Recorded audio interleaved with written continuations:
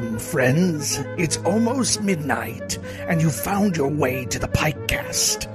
Come along as we careen through the catalog of the most formative horror writer of our young adult days, Christopher Pike. From adult perspectives, we'll revisit these YA books our parents probably would never have let us read had they known what lie inside. We tackle one book per episode in a freewheeling and unbiased chat. So grab your battered paperback, pull the flashlight from the kitchen drawer, climb under your bed covers, and devour a good book with us. Greetings, fellow Pikers, and welcome to the first PikeCast of the new year, and dare we hope the new world. I'm Cooper Beckett, and as always, I'm so happy to be spending time with my lovely co-hosts. Hi, I'm Cassie. Hi, I'm Becca. Today, we are digging into Christopher Pike's 1988 book, Last Act. We're going to be discussing it in every detail, spoiling each and every plot twist, so consider yourself warned. If you're enjoying the PikeCast, please leave us a review on the podcast service of your choice, as nothing helps us more to become visible. And I'd love to welcome our guest piker this week, Toni Cunningham, filmmaker, screenwriter, and host of the podcast Sibling Nerdlery. Thank you so much for joining us, Toni. Thanks so much for having me. I'm excited to be here. We're very happy to have you here. We have a few questions that we like to ask all of our guests. Cassie, why don't you take that away? Yeah, so tell us a little bit about how you discovered Christopher Pike. I was really young. I was elementary school. I was probably 9 or so by the time I first saw my first Pike book. It was in the library at my elementary school. At your elementary school? At my elementary school. And that, let me tell you what, that became problematic for a lot of the parents. And there was a big PTA meeting, and it was a whole thing. But I was obsessed at that point, and we would have the little scholastic, book like fairs, like once whatever. And I would always go with my little pen and mark down what I wanted, and I would always get whatever Christopher Pike book was available.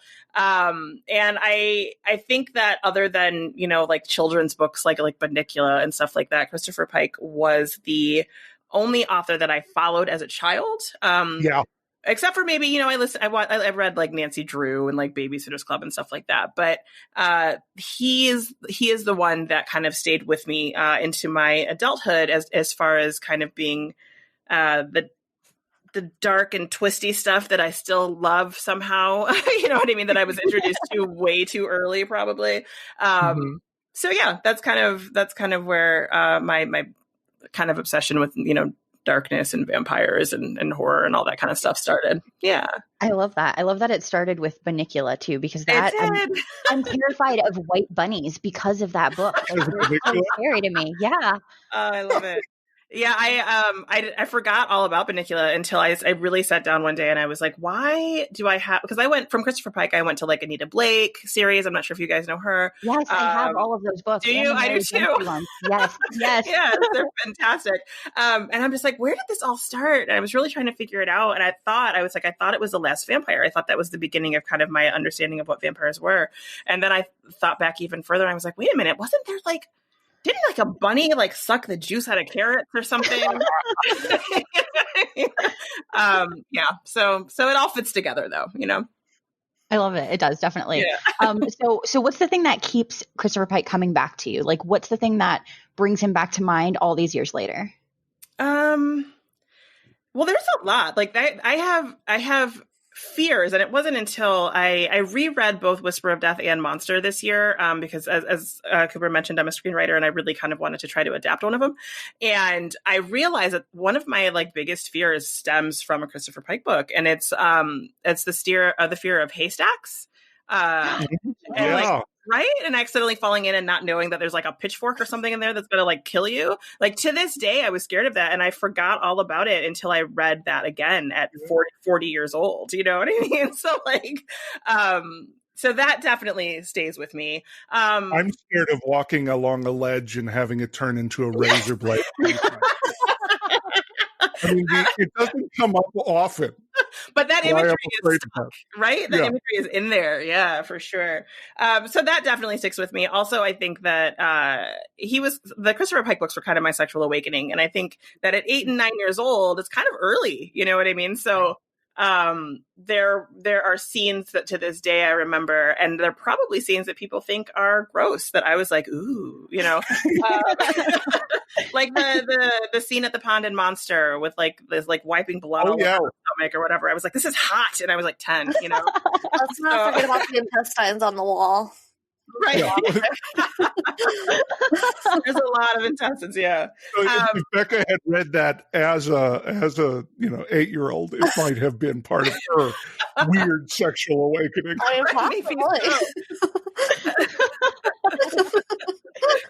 Oh man, that's pretty much, those are the main things. You know, there are still books that I remember, like Wicked Heart. I can't remember the plot right now, but I know that for like 3 weeks after reading that book, I was disturbed. You know, just like kind of those feelings that you get when you're not sure why you feel that way, but you feel that way. He introduced me to those feelings, and I've had those feelings throughout the rest of my life. So that's kind of, yeah. I love that book, and if we don't already have that one scheduled, you should totally come back and do that book with us. I don't think we do. We can put that on Please. Oh my god! I mean, we're already scheduled out to like June, so we are. So it'll be in a few months, but I would love to every 2 weeks. Yes, yeah, for sure. Toni, can you share some of your favorite Pike books with us? Yeah. Well, The Wicked Heart, obviously, even though I don't really remember it, I remember that it was very influential, at that time. Also, Last Vampire, even though as I mentioned, it was Bunnicula that kind of got me on the vampire kick. I think that The Last Vampire, as a series really kind of stuck it in there, you know? And then, Whisper of Death and Monster. My all-time favorite is Monster. I think Monster is, it's such a weird masterpiece. It is, right? Like, it's so good. I'm kind of sad that we did Monster so early, because like that was I know. I really liked, and now it's like I'm comparing them all. Yeah, there are other good ones too, but yeah, that's one of my top threes. Yeah, that one had intestines. And are you guys reading the adult ones too? Because Sati is also another one of my favorites. Yes, we are going to do the adult ones too. Awesome, yeah, that's a good one too. So those are kind of my top 5. It sounds like, yeah. Wow. Okay. Yeah. It really is funny how many people were impacted by both Whisper of Death and Monster. Yeah. When you talk to people about Pike, even if they've forgotten his name, they remember those books. They remember the covers of those books. And it's really, it's really a testament to him and his enduring quality. Because I told the ladies before we started this, I thought I was the only one who really remembered him. And then just suddenly it started popping up everywhere. And Cassie and I bonded over it. And we told Becca how much it will enrich her life to go through this with us. Awesome. Yeah, I think there's a very specific age range of people that were like, maybe 10 years old or something like that when he was hitting his stride, that I kind of thought that I was the only Christopher Pike fan that I knew of. And then I started randomly like inserting his name into conversation just to like feel people out. And people would get so excited, like, oh my God, Pike. Yes. I remember those books. I love those books. And I was like, there's more Christopher Pike fans out there than I think people might think that there are. There's a nice. I've seen on Twitter a few times recently people just asking the question of what books did you read earlier than you probably should have? Yeah. And so many times the answer is Christopher Pike, because it was like a Trojan horse. He slipped in unnoticed amongst the other point horror and more like elementary school books, because it looked like it was part of that genre. Right. Yeah, for sure. It did. And I think that's the only reason why my parents, I'll tell you what, I come from a military family, a strict family, a Catholic family. If my parents had seen what was happening inside of those books as I was reading them at 9 years old, like, it's over. Are you kidding me? So yeah. And then that was kind of like my leeway into like VC Andrews and like, all those. Yeah. That's what I was going to say. I was going to say my first book that I probably should have like not read at the age I did, which was like 7 or 8 years old, was Flowers in the Attic. And that was misleading because my mom was like, this has kids on the cover, so you should read this. It's for you. And I was like, sure, cool. And so talking about a Trojan horse as a book, like that one, right. Too young. 100 pages in, and all of a sudden you have like attic incest happening. You're like, wait, what? Dude, it is like, what's going on? Yeah. It blew my little mind. I was like, this is not what's supposed to happen, but I can't stop reading. Ew. For my book like that, the Trojan horse book for me was Jaws, because I thought it was, everyone who looked at me reading, it's the shark.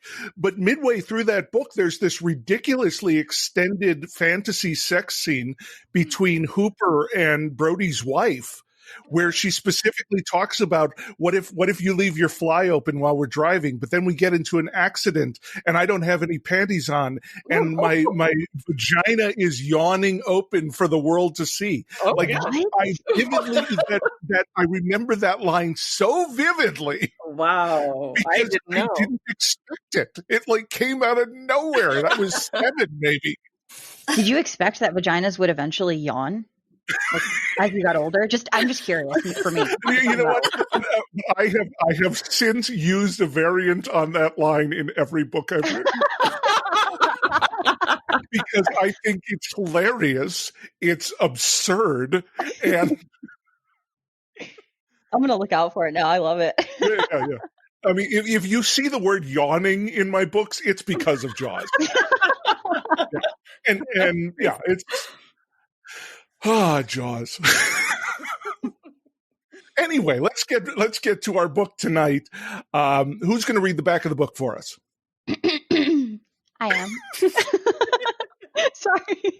Excellent throat clear. Thanks. Okay. It was only a high school play until death walked on stage. Dun dun dun. Oh wait, no, the dun dun dun's for the end. Hang on, let me start over. You can't do the dun dun dun that early. Hang on. I got excited because it was the end of the bold part of the text.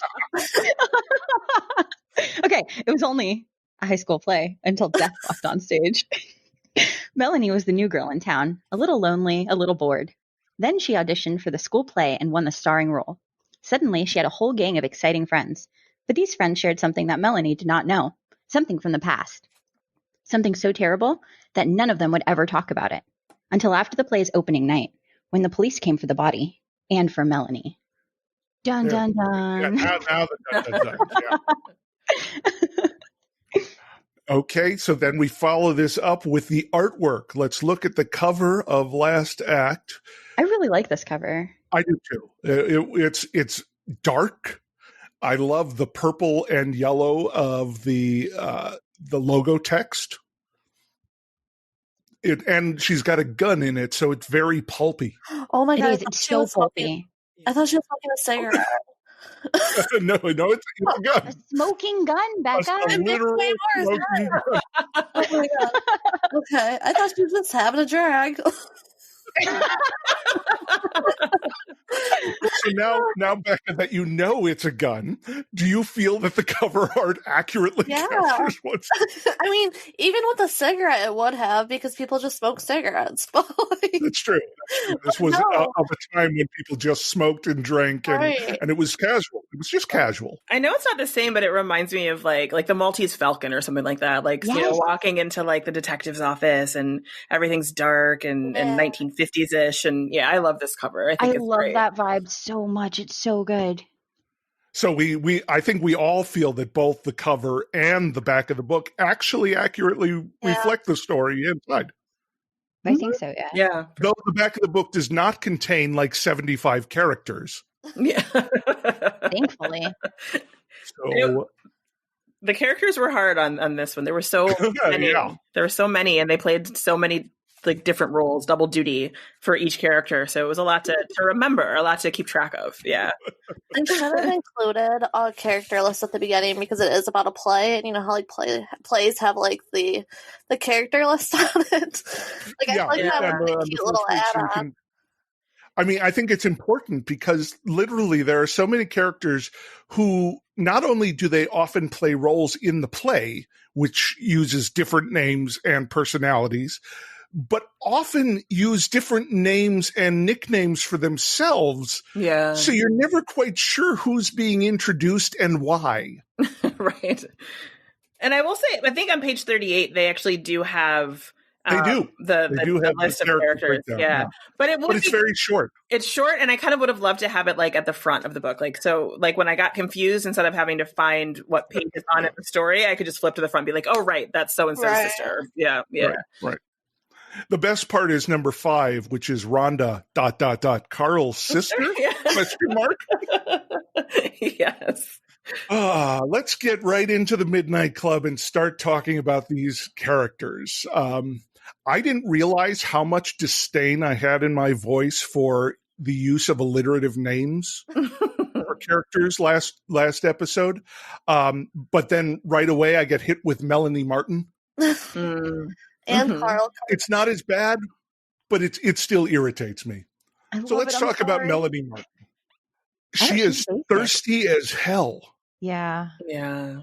Yeah. She follows the Pike, the stereotype in Pike of having this girl who wants so much to be in a relationship with this specific guy that she's just always sad and weird and sure that someone else wants him. Like literally, after Mark comes into the diner, she gets upset that he didn't leave a slip of paper saying, "Call me, I love you." But for this level of thirst in this book, though, I wanted more sex. There was no sex in this book. I know there's no sex in it. Yeah, and that's one of the things that I love about Pike books, that there's always some sort of like inappropriate, like sexual something or other. And I was waiting for that, and I was like, oh wait, not even Mr. Golden inappropriately lusting after his students. We don't even get that in this book, right? And I was waiting for it, and I was like, come on, bring it. Where is it? So yeah, Melanie was a little sad sacky for sure. But you know, I guess that's the fish out of water thing that so many of his characters tend to have. Yeah.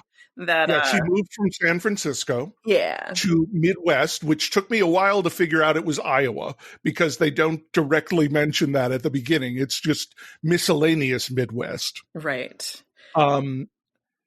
She dreams of a day where some gorgeous guy would approach her at lunch and say, "Hello, you look like an intelligent and sensitive young lady. I've been watching you for some time. You've got a great body. Could I be your very closest friend?"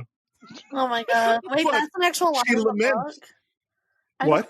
Is that? I don't remember that's directly from the book. Yeah. Oh my God. Yeah. and she then laments that no guy would approach because her body wasn't that great.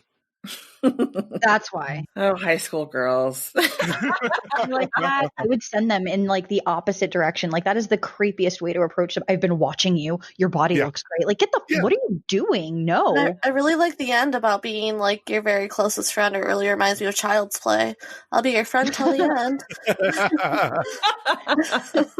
Oh, fun. And nobody and of wants course that. she compares herself to Susan, who is the big-titted character in this story, by talking about how she's rather dainty or flat, depending on her mood. What? I forgot that line. Sorry. I forgot it too. Oh yeah, as the ladies here will tell you, I highlight almost everything from the book, which makes it really irritating when I'm trying to pare down my notes. But I have the receipts for this.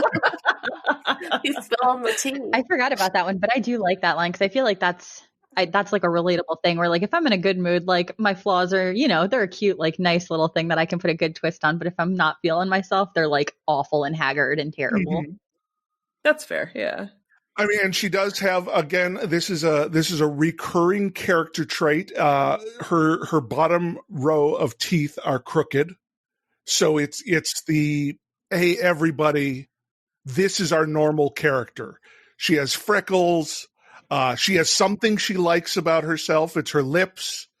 But in general, she's plain and she's normal and she's you, reader. Yeah, he always makes characters really easy to project yourself into. As at least for me, as a young woman, that was very easy for me to do. And that really, with the amount that comes up on this podcast, it really emphasizes how important. While it creates less interesting main characters, what it does is it makes us remember them.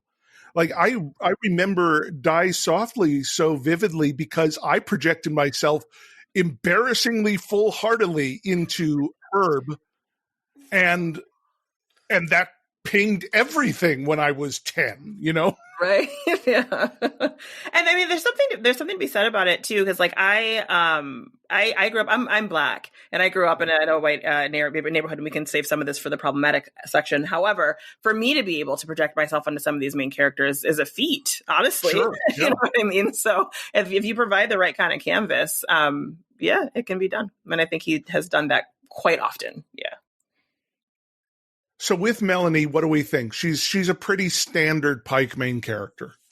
She's a little she's not as sassy and badassy as even some of his other standard, what is her name? Rox, right? Like she was a little bit more sassy, but she was also still kind of basic. And I liked that sass, which I felt like Melanie really didn't have that here, and it made her boring, I think, a bit more to me. I have a sassy Melanie line, though, if you want to hear it. Ooh, yes. Yeah. Give us sassy Melanie. So she's talking to Stephen Fisher, and Stephen Fisher introduces himself. I think he's like that big football player, like the guy. He is, yeah. Okay. I'm Stephen Fisher, 5'6", 210 pounds of all-American beef. And she responds with, I'm Melanie, I'm a vegetarian. And I felt like that was a cool line. Like, I really do the sass in there. Loved it. Yeah, no, that's good. That's good. I really loved when she actually met Mark, when Susan took her over to meet Mark. And the line that I had there was, as he turned their way, she wondered whether he had flunked a grade or two and had a special distaste for chicks who got straight A's. And I was like, yes. Like, I know that guy. I wanted that guy so bad. Yeah. Toni, that line speaks to the noir. Yes. Leaning of Pike, and you always can feel those lines that feel like they could have crept out of Sam Spade's office. You know, it's just that specific style of delivery is so good when they do that. Yeah, yeah, I love it. The one thing we do get with Melanie is a problem solver. Like, she goes through a lot of shit in this book. Accused of murder, goes to jail, gets out, starts trying to solve the case herself, you know, and there's this book for, I'm going to put my feelings about it right out in the front. I hated this novel. Absolutely hated it. But what I see in it is a far vaster story full of different ideas that were sort of all clumped together. And I've noticed this a lot in early Pike. It's like he's trying things out. Yes. And likely because of his turnaround time, he was not able to arrange them and then remove the excess. Right. Yeah, and I think he had 3 books in 88 that came out, I want to say. So it was a large amount, which I'm just like, that's crazy, because I can't do that. But 88 is also just 3 years into his tenure here, right, as the author of these early teen books. And I agree with you, though, because I thought it felt like I was like, I don't think he had quite found his voice yet at this point. I think there was a lot of explanation happening in this book. I think that when we were in the times and things were happening in real time, it was entertaining and it was intriguing. But then when we got into kind of narrative explanation, which was the whole second half of the book, that's when it started to get a little bit not as entertaining, in my opinion. Honestly, for me, it was the moment where we actually read a scene from the play. Yeah. It's like, oh, for fuck's sake. First of all, who writes 4 pages of backstory in the opening paragraphs of a play? You don't do that. Those are character notes. Those belong elsewhere. Right. Yeah. Oh my God. Okay, before we get too deep, let's talk about character 2, Susan Trells. Susan is the blue-eyed, big-titted, not worried about her weight, so we'll eat wings, fries, a Coke. Cooper's favorite. Yeah. These are Toni. I don't know if you've heard this on the podcast. I have. Yeah. but I am a fan of a woman who can put food away, and there's always one in Pike. Well, and I love it because I do listen to the podcast, so I laughed at that particular scene too, because it was like, should we go eat all this stuff or should we go to McDonald's? And I know how you guys love talking about McDonald's. So. Yeah, so the McDonald's watch for all you playing along at home is mentioned, but they don't eat there. They don't go. They deny it. They choose not to, yes. Yeah. They actually go to Pizza Hut at some point. They do. And spend an oddly ornate section ordering pizza. And as we're talking about this, I'm going to really just tangent us off here, because Mark and Melanie go to Pizza Hut. They order a pepperoni pizza. Melanie orders milk. Oh, I know. And Mark orders coffee. That's so weird. The milk part was so gross. Like, okay, no hate to anybody, but I have a really weird thing about milk where I can't share milk with people. If I drink milk, it has to be ice cold, and I cannot put the cup down because then I can't drink it again. Like, I'm so weird about dairy and milk. It sounds bananas, and I know that, but it's my whole life. Like, I've been like this. My family used to tease me. And so I read that and I was like, she's like on a little like date and she ordered milk. It's going to be milk mouth in front of a person. Like, oh my God. And they're going to converse while she's got milk mouth. Like, my stomach was my stomach was reaching levels of revulsion that I did not know I could reach from a book that was just talking about like dinner. It's weird. I had a similar reaction. I find it weird when people, again, no hate to anyone who does this because I guess it's cool, but like I find it weird when people order milk with like, just have, not even order, just drink milk with like food that's not like a dessert or breakfast. Yeah. Like when you're eating pizza, bro. Like, why? Yeah. Why do you need a glass of milk? Unless you're eating peanut butter and jelly for lunch, milk doesn't belong as the main beverage of a meal. Right. I'm that person that, like, for me, milk is in coffee and that's it. Like, or cereal. Like, that's it. Yeah, I can't just drink a glass of milk. Like, no. And especially like pizza, it's cheese and milk. Yeah. What kind of psychopath doesn't have soda?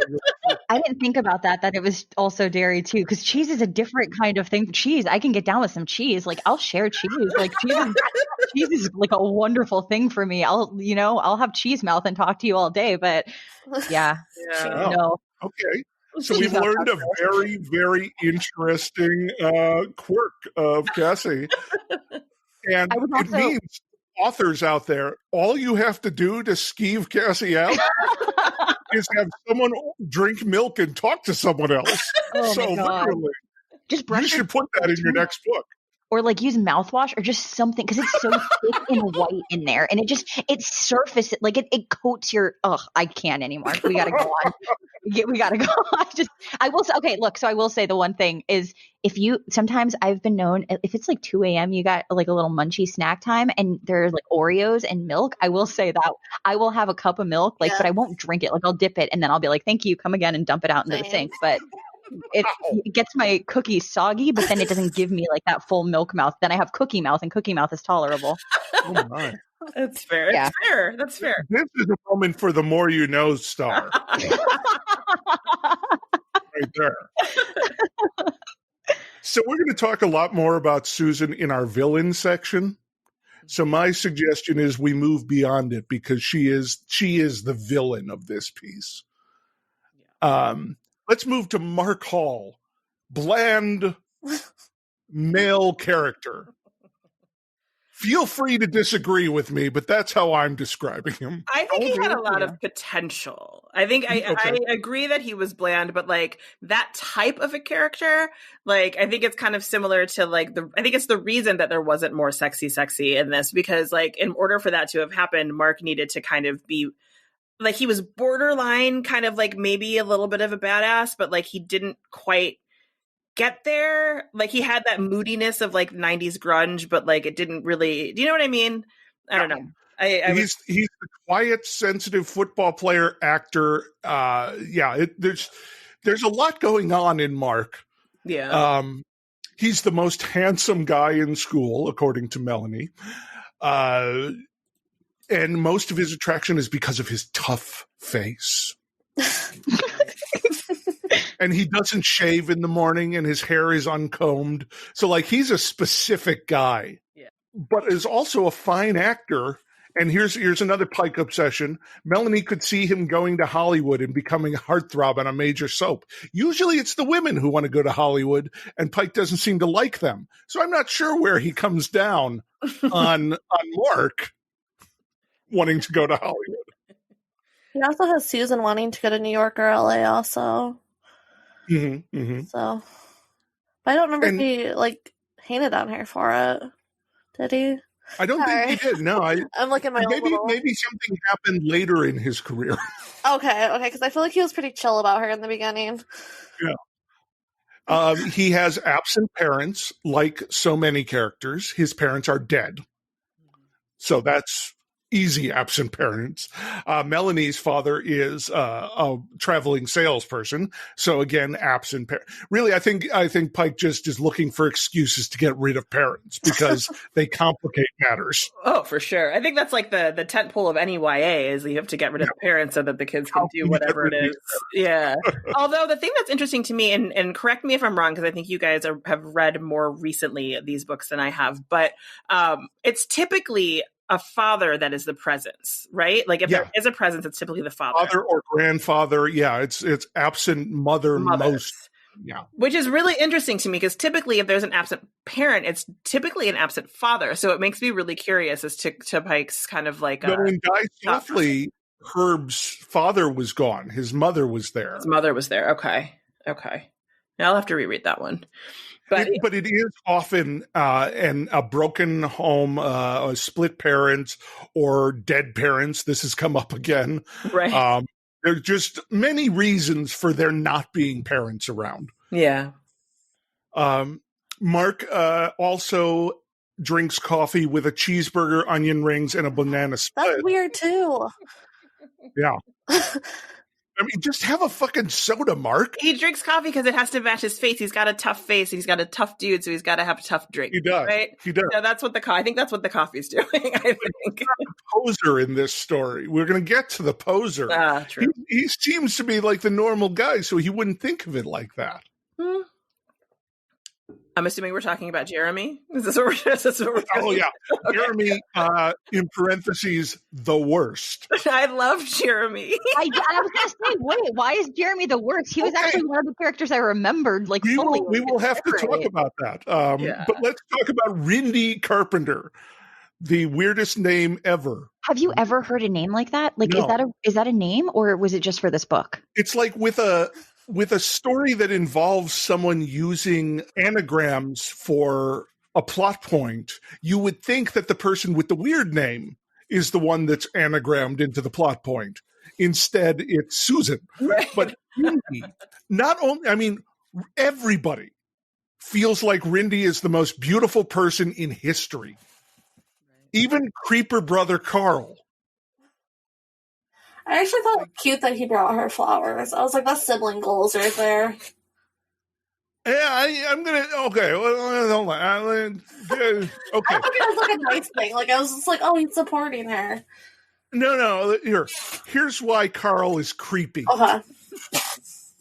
Around here, everybody knew Rindy, but if I were somewhere else in another city and I had to pay for something, I would always slyly display the picture I had of her in my wallet. Okay, yeah. And usually the clerk or whoever it was would notice and say, God, she's beautiful. Is that your girlfriend? I used to love saying, no, that's my sister. I always thought girlfriends can come and go, but your sister, she's there for life. What the fuck is that? That's bizarre. I have brothers, and that is bizarre. And after the funeral, he's talking about this, and Melanie puts her arm around him and says, she's still yours for life. No, like, what was that? I mean, I'm glad you were creeped out too, because for me, so I told you I had trouble with some of these names and the characters and how like bland they were. For a majority of this book, I thought Mark and Carl were one person, and I was like, wait, so she dated her brother? Is this her brother, or is this the guy who was in love with her? Like, what? Like, does he love her? Like, and he was like, and then she was like watching from the woods at one point, and when they explained that, I was like, was she like longingly looking at her brother? And then I had to like it took me a while to figure out that Carl and Mark were not the same person. And I don't know if it was just me, but they were like the same guy. Like they were both so just oatmeal and like, I don't know. And we end the book with Carl asking to keep a picture of Melanie in his wallet. Instead of his sister? Yeah. Did he ask her, or did Melanie just hand it over? Melanie handed a picture over and he asked, can I keep it in my wallet? Oh, okay. And then literally the book ends with, oh, Carl, she says, hugging him. This is the worst of the non-characters, Carl. And we're also supposed to be surprised to find out he's Rindy's sister. Like they hide that for the first quarter of the book for some reason, like it matters at all. I mean, I had such a problem with Carl. Yeah. But let's get back. I mean, did other people like Carl? I mean, Becca, have I talked you out of it? Yeah, I thought I liked him. But then you reminded me of the photo, and I was like, oh yeah, that's kind of creepy. But the flower part was so weird. Like, my sister would give me flowers, and I'm like, oh, how sweet, my sister loves me. But like, that's nice. Yeah, she's a friendly lady sometimes. I love her. Hello, Becca's sister, if you're listening. But let's get back to emerald-eyed Rindy. She's all right. It's really weird because we're set up to dislike her. Yeah. Because she's rich and snooty and there was the car accident. And then we're supposed to like her a little bit, but everybody else doesn't like her. And then she becomes like some sort of dream traveling god. Because both Mark and she, or Jeremy and she, dreams about Rindy and has the same dream, and that's unnecessary. Remind me, I'm gonna go back to that. I don't want to keep interrupting character stuff, but we're gonna bring back the dream thing. Don't worry, that's coming back. Okay. I like her like pretty sad girl vibes though. She was very like Tumblr seeming to me, and I liked that. I love it. She was super weird after the accident. Her expression was like super flat about the whole situation. Mm-hmm. But I don't know. I also feel the Tumblr vibes, and I'm digging it. I feel like she is. I mean, here's the problem. Then is because she is so underdeveloped. Because we literally add 1, 2, 3 other miscellaneous girls to compete for emotional space in this book, and we haven't even gotten to fucking Jeremy. So let's get to fucking Jeremy. Why do you really hate him? Why do you hate him so much? I'm going to use the text. Okay. I'm going to use the text. Okay. First of all, he's the guy who walks around with a camera strung around his neck. That's a douchebag. I don't see a problem. Wait, aren't you a photographer, Cooper? Don't you walk around with a camera? No, I bring cameras to specific camera locations. But wait, is that a douchebag in 1988 though? Like, yes, I don't know. Because it took more effort. Now it's digital. You can be taking random pictures. This guy randomly takes pictures with no film in the camera. That's a douche. He's a creative, like a big-hearted dude. He's just okay. Hold on. What is it called? Like not mild-mannered. Hang on. What's that? Absent-minded. That's what he is. No. He's smiled again. Most people have given up trying to understand me. You'll learn. Then he puts a gun to his forehead and pulls the trigger. By the way, that's my mommy's china cabinet. Oh gosh. He walks in uninvited to Melanie's house, whispers my obsession in her ear, kisses her on the lips. He is giving me Joker vibes, to be honest. Yeah, okay, here I got more. Oh God. To Melanie's father, she says, "Sir, we're all in the play. It goes on all the time. You'll see." Sounds like he's deep. It just sounds like he's like 15 years old and like getting into his like film student vibes. Yes, like, I agree. I so agree. The thing is, I knew this guy in high school. He's a dick. This guy, I've spent. Here, look. Is this a personal weird Cooper? San Francisco. Okay. Did you know somebody who hurt you somehow? Like, did they upset you in high school? Cooper? A lot of people hurt me in high school, but that's beyond the point. Well, here, okay, Melanie tells him that she's from San Francisco, a place she clearly cared about. He says she shouldn't extend him an invitation. He doesn't have to stick his head in the garbage can to know it stinks. Anyway, as I was saying before you interrupted me, that bleach chick is trying to. I mean, what? This is a fucking douchebag. Okay. Does anybody in this book have more of a personality than Jeremy? Oh no, he's got all the personality. Got all of the personality. And that's what I think that's part of what makes him likable. Like the scene that you mentioned where he goes into the parents' house and gives Melanie a kiss and says my whatever, blah, blah, blah. Like to me, I'm just picturing that as like this little like, you know, theater nerd who's really excited about the role and he's doing his thing and he's coming in and he's finding himself and he's like being a weird little 15-year-old, but like he obviously has some creativity that these other characters don't have. And I will always appreciate somebody with a creativity. Okay. The confidence he has to do those weird things that he does that people probably make fun of him for all the time. Like, and he's like, I don't give a fuck. I like this shit and I'm going to do it anyways. Here's my empty camera, bitch. Smile. Right. Like, he's like, I'm me. I'm going to do me and y'all can go the fuck away. Yes. Have you all watched Big Mouth? Yes. No. Yes. Okay. In Big Mouth, remember there's the actor character who tries to force the sister to give him a blowjob. Oh, he's not that guy. He is that guy. He's not that guy. Oh my god. I'm gonna keep giving you instances of Jeremy being that guy. He holds Melanie's hand while they're going to the dance, and she's all excited about her date for the dance. Dancing is a mating rite for Jeremy. Every time they finish dancing, he proposes. Okay, as a drama kid, this is all of my friends. Like all of my kids. Friends. Yes. Okay, and I'm going to give you the one here. Okay, he decides to shoot a duck. Okay, the duck part in the head. The duck part, and deliver this to a canned goods food drive. Right. I will give you the duck part. That's the only thing. But like only because you brought up Big Mouth, I'm gonna have to tell you why you're wrong. Are you ready? So bring it, Toni. On the show anytime, Toni.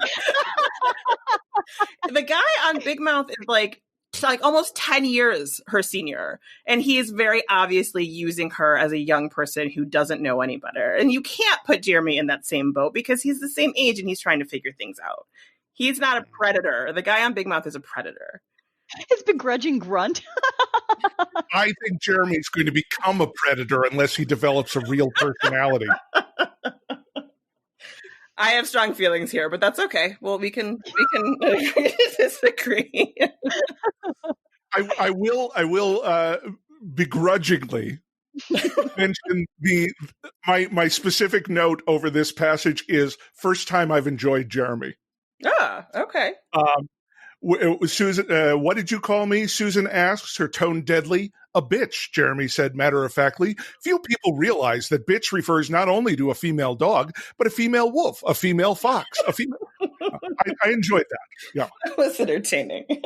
I'll give him that as well. We like Jeremy. I think you just need some more time with him, and then we'll all be on the same page.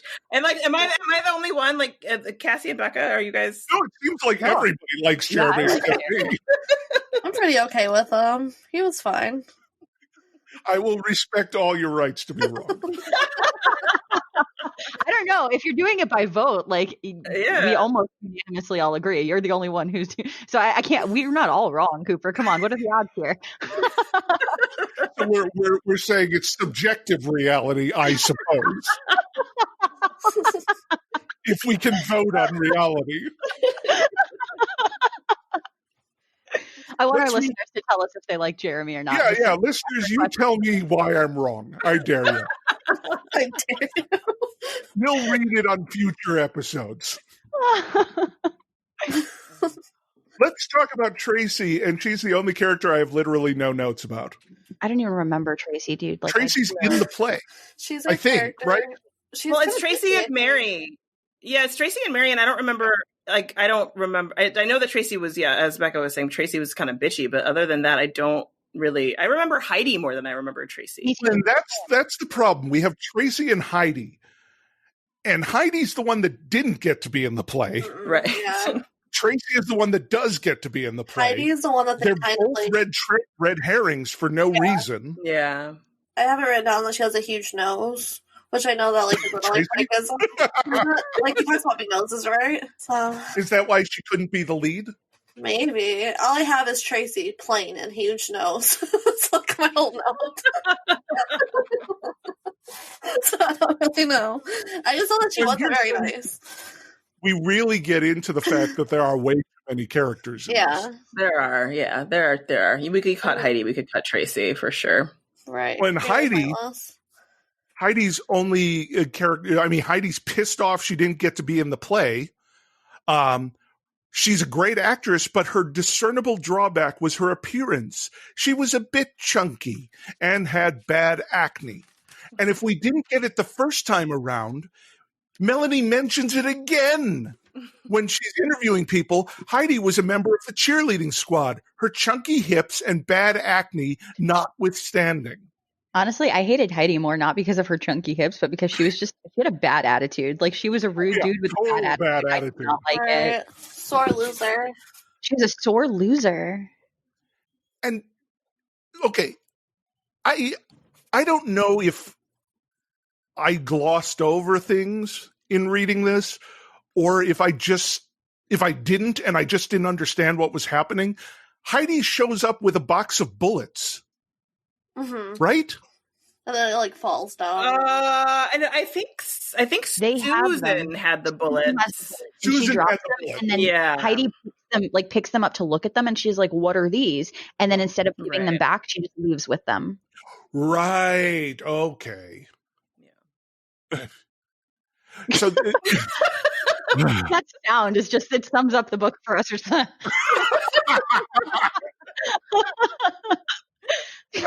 Heidi is barely even a sketch of a character. She's always been Susan's rival for plays. She hated Rindy more than anybody did. She asked Clyde to Sadie Hawkins. Everybody knew he was Rindy's guy. We haven't even gotten to fucking Clyde, another character. What a name. The most problematic character in the book. We still have 6 characters. I'm like looking at the list and I'm like, who are these people? I know, same. I remember Clyde. Well, let's talk about Clyde. Clyde is our former quarterback, now wheelchair and hospital-bound character.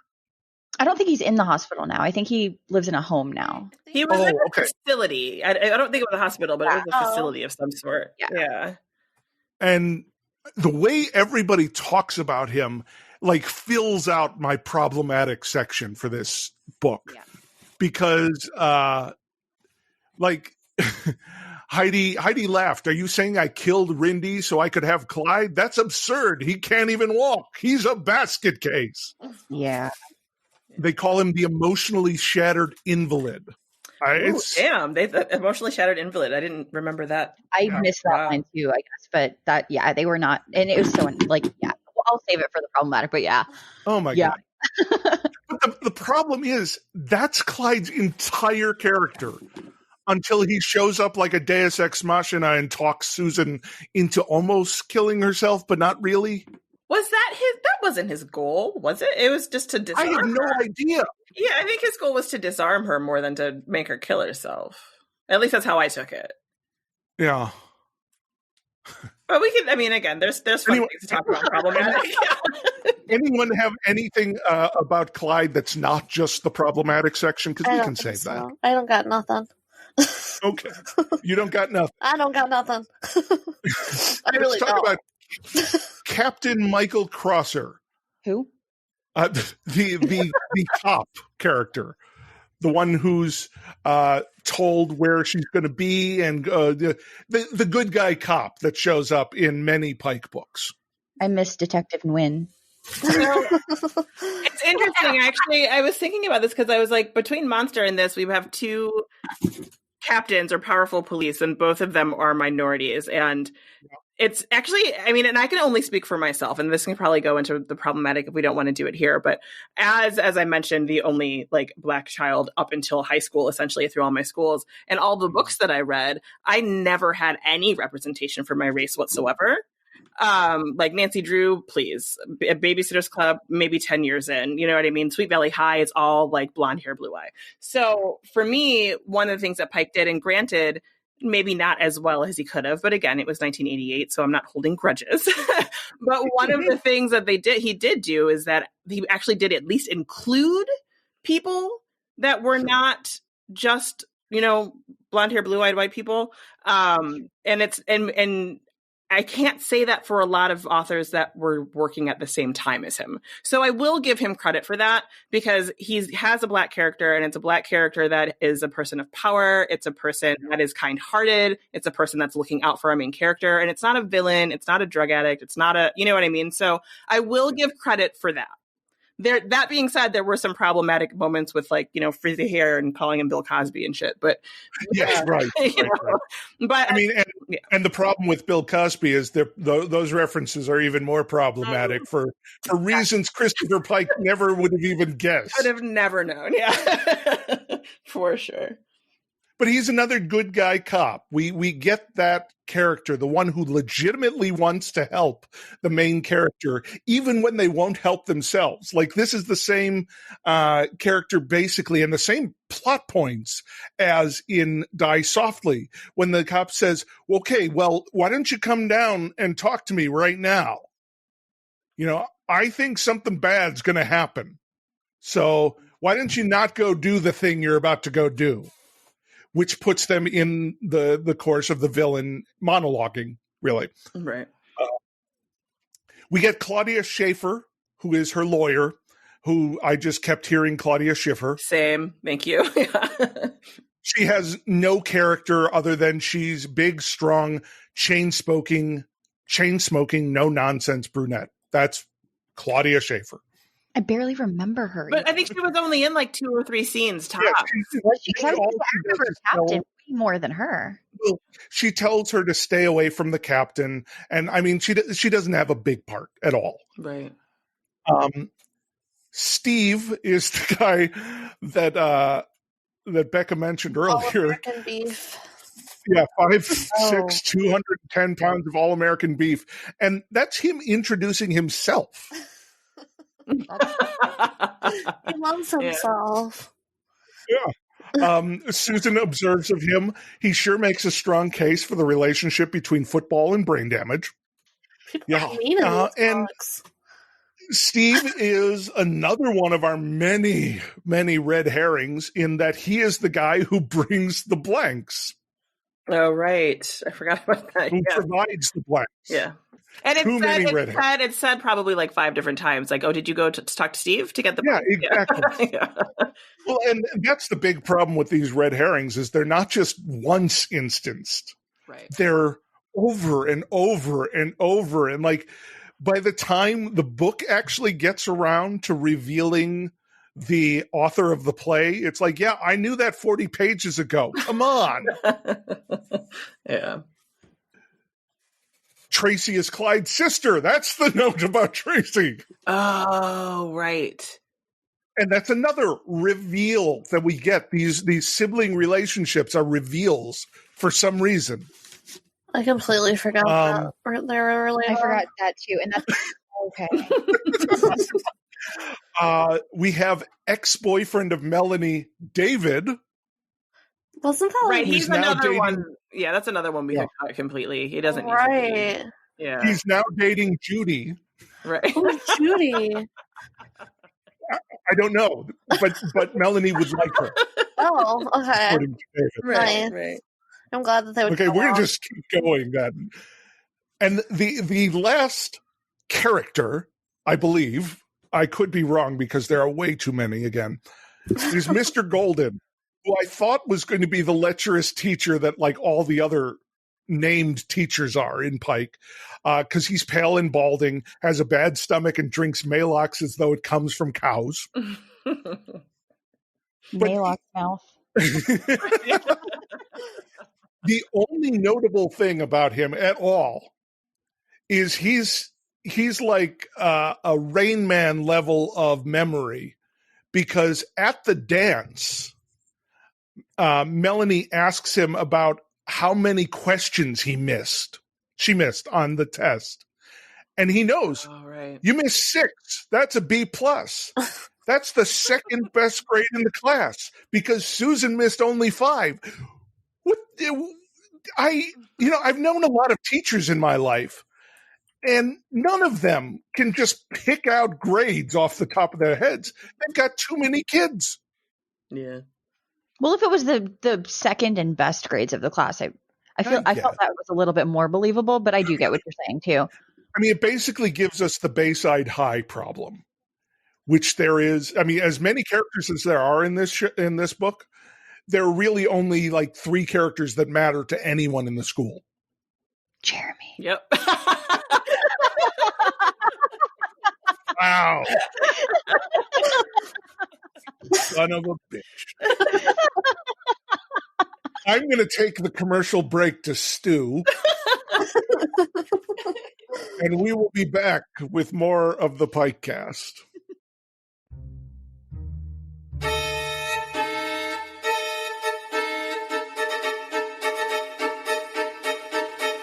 Wow, friends. Where else can you get this kind of programming than the PikeCast? Nowhere. That's where. But we're trying to keep the lights on here. If you like what you're hearing and want it to keep happening, jump over to our Patreon at thepikecast.com/Patreon and throw us a few bucks to join our private Discord server. Higher tiers get books, stickers, bookmarks, and even personalized shirts. That's thepikecast.com/Patreon. We would like to thank our new patrons, Katie, April, and Jeanette. Thank you.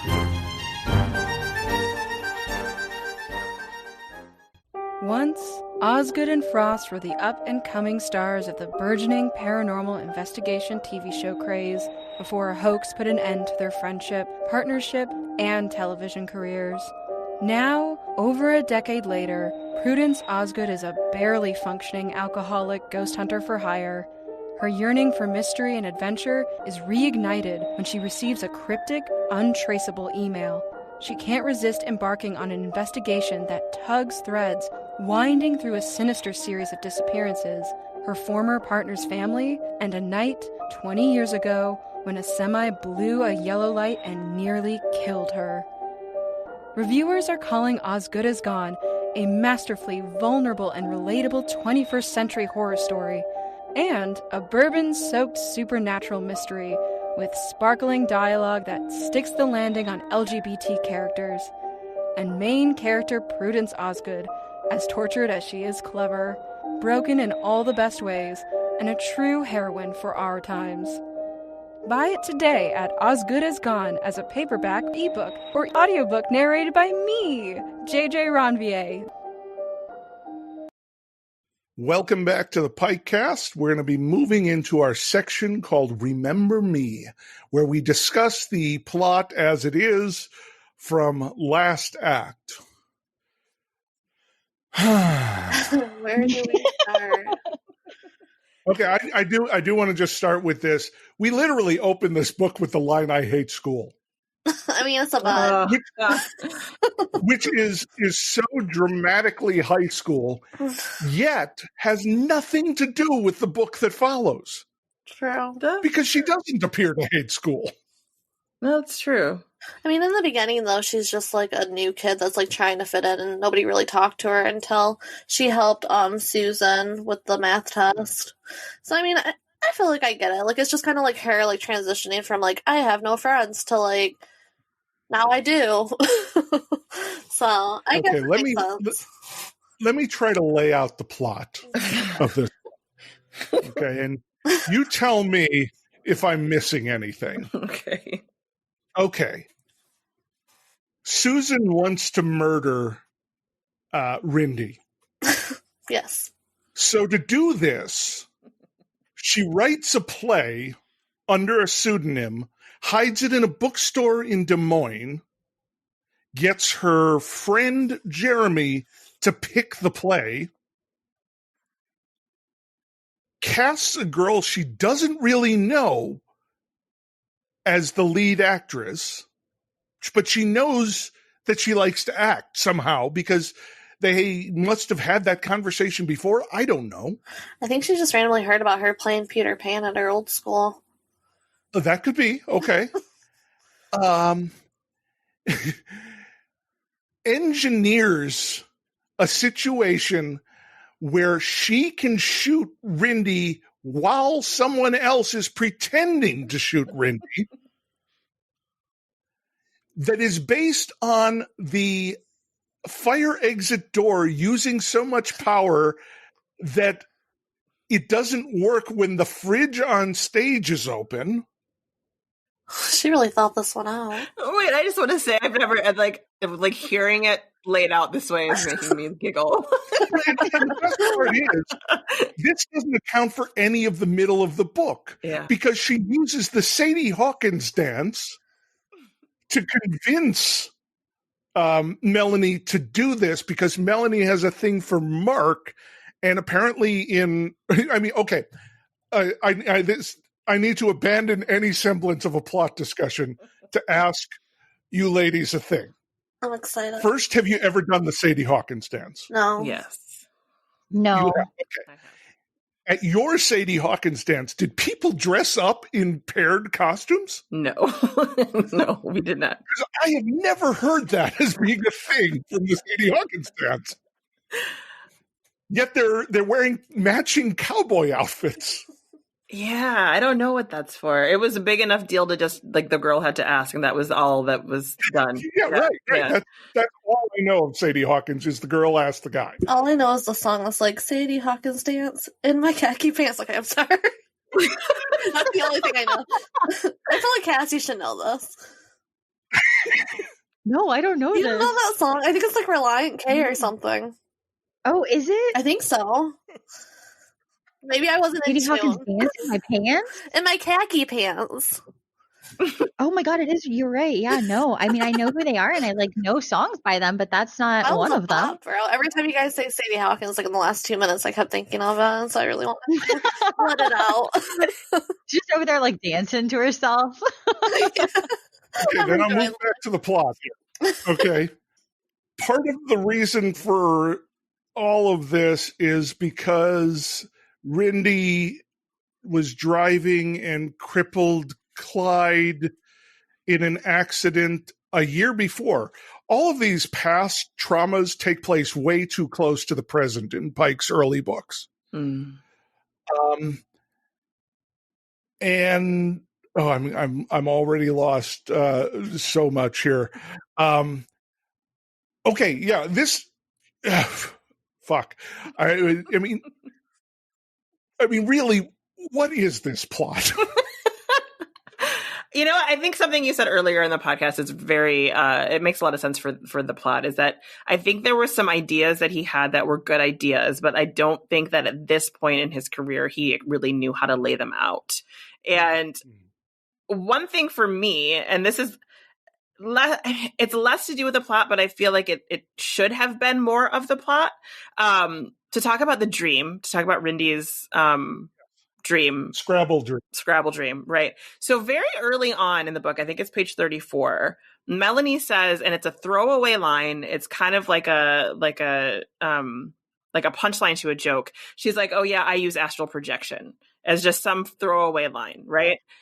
And I was like, oh, that's interesting, just because I know that Pike has some interest in astral projection. Yeah. So I was like, I wonder if that's going to come back around. But like, had I not known that information about Pike, I wouldn't have even thought twice. Like, it was such a throwaway line. But then we get to the end where she does have this dream and other people are having this dream. And I'm like, okay, I'm wondering if this was like his first, like, let me dip a toe into like, can I start looking into this type of storytelling where we're using things like astral projection to, finish up the plot, the story, but it wasn't weaved throughout the story. So, and it was barely introduced to the story. So I thought that was kind of interesting. And Rindy is wearing a sari in that dream. Yeah. Yeah. So I thought that was kind of interesting. And I would have liked to, like, if that was more somehow weaved throughout it. Not that this plot needs anything else, like, but if it was cut down and rebuilt, I think maybe making that a little bit more of a central point might have been kind of interesting. But I do think, it takes way too long to get to the murder, because the murder is the beginning of the actual story, right? But we don't get to the murder until like 150 or something like that, like almost halfway through. It is incredibly disorganized in its plotting, and you're right that murder should be the end of Act 1. Mm-hmm. Yeah. That's the plot point there, or should be the end of Act 2, and then have a quicker wrap up. But having it in the middle, that doesn't make a lot of sense. Mm-hmm. Man, I'm looking at my highlighted portions of this book, and I still don't quite understand what the hell is happening most of the time. Yeah, I mean, and I think there were themes that were started to be introduced, but weren't, like, the insurance thing was super weird to me, because, like, it started with a car accident and then this conversation about insurance, and then it ended with a car accident and then a conversation about why they lied about her driving because it was to do with insurance. And I was like, is there some sort of, like, social point that he was trying to make here? Well, I did think that Clyde's entire plot point was a savage indictment of the healthcare industry. Right, yeah. Which has come up in multiple Pike books, actually. I don't know. Has it? Yeah. At least Midnight Club and one other I could swear. He throws these little, like, oh, fuck the healthcare industrial complex because they suck. It's nice. It's refreshing, honestly. Yeah. We actually have a legit Chekhov's gun in this book, where they talk about specifically the gun and how to tell its blanks and what we learned so much about blanks. And what was the name of those wad cutters? I'd never heard of a wad cutter in my life. I was like, what is that? Yeah. I mean, it's the kind of, like, as a writer myself, it's the kind of thing that if I learned randomly about wad cutters, I think that's interesting. I should put that in a book. Sure. And I am starting to see the patterns in Pike about how things may have come about. Yeah. Where the genesis of stories were. I have another note here about the Sadie Hawkins dance is they have a pig. Oh, to have the picture. Like, what does Pike think Iowa is? I believe that. I thought that was a legit thing. I was like, oh yeah, Iowa. They've probably got a pig to take pictures with. Maybe. I've never been to Iowa. Think so. I don't know any Midwest that would put a pig in their dance. I think it depends maybe how, like, far out into because the Midwest still has cities. You know what I mean? But, like, if you're out into the country, maybe there'd be a pig at Sadie Hawkins. I don't know. Maybe it's the school mascot. Maybe their mascot is a pig, and they were like, "Oh, this is thematic. Like, we need it." That could work. But not only did they have a pig, they had two. They had a big one and they had a little one, and they got to choose which one they wanted to take a picture with. Get your picture taken with the pig on a bale of hay. Yeah. Pigs are very social creatures, so they get lonely and they'll start crying if they're alone. Oh, that just broke my heart. Are you serious? That happens with goats too. One time I was at a wedding and the goat got separated from the other goats, and it was just crying throughout the whole vows, like just screaming, and it sounds like an actual child being murdered. Hold on. You were at a wedding? Yeah, a wedding, and they were doing their vows, and all of a sudden you just hear, well, I don't. Okay, I'm gonna try. Hang on. Okay, hold on. I'm with you. But why were there goats there? Wait, okay, yeah, sorry. One of the goats was going to, they were originally only supposed to have one goat, but it was a mama goat, and the goat was supposed to carry the ring down the aisle to them as they were doing their vows. But the mama goat had just had baby goats, like a few months before, and they couldn't be separated. And they're so social that even if they were like, the sibling goats were taken away from each other, if it was alone, any of the goats, it would scream. And so when they took the mama to do the walking, the other goats were screaming, so they separated them, and they screamed even worse. So finally they had to return the mom, and some child like walked it down the aisle. Oh, all right. Yeah, there was a petting zoo then, though, so because there was like 3 or 4 goats at that point, and they were all just happy because they were together. So I'm sorry, I went on a tangent. No, that's cute though. You went on a goat tangent specifically. Wow. Okay. No, that's. If I went to a Toni Hawkins dance with a pig, I would spend my entire dance with the pig. That would be the best part of the whole thing. I don't think anyone took the pig to the dance. I think it was a farmer that was there with the pig. No, I mean, but I have a history of stealing pigs, so I would have left with the dance, like with that pig. Wait, you have a what? A history of stealing. Okay, I have a history of. Okay. This is going to be really quick, Cooper. Don't yell at me. Hang on. Look. No, I'm fascinated. You have a history of stealing pigs. Yeah, well, trying to. Listen, when I was little, I went to a field trip when I was like maybe 7 years old. And my brother, no, I was younger than that. I was 5 or 6. My brother had just been born. He's 5 years younger than me. So he was like less than a year old or maybe a year old. My mom was very like devoted to him because he was a new baby. I was an only child until then. So I was upset and I did not like it. And it was like this wrinkled screaming thing that took all of my mom's attention. So I was like, I know what I'm going to do. I'm going to get a new best friend. And for me, a child who was not very socialized, my new best friend was going to be the pig that was at the farm that we were going to on a field trip. And I had like a little brochure that I studied for weeks. And I was like, I know which pig I'm going to get. I know which pig I'm going to get. And I didn't tell anybody. Yeah, no, it was planned. It was premeditated. So then I get to the field trip. Yeah, we're doing it the whole time. I'm plotting like my moment. We get to the pig pen. Everybody's screaming around. There's chaos because it's a bunch of children, a class, like 32 kids in a pen with pigs, baby pigs and big pigs and screaming pigs. Well, I take a small pig and I put him under my shirt and I leave the pen and I start walking really quickly back to the bus. And I'm like, I've got it. This is fucking it. Like I'm doing it. Well, the pig is startled because I've stolen him and stuck him under my child shirt. So he scratches me and he's got like hardened dirt on his hooves. So he scratches my belly open and like I start bleeding a little bit. Yeah. And it hurt me. So I drop the pig. He starts screaming and running in circles around me. I'm crying. And the people are coming and they're like, what are you doing? You're taking this pig? And me being the person that I am, even as a child, no, I brought this pig from home. This is my pig. I was like, you can call my mom and ask. This is my pig.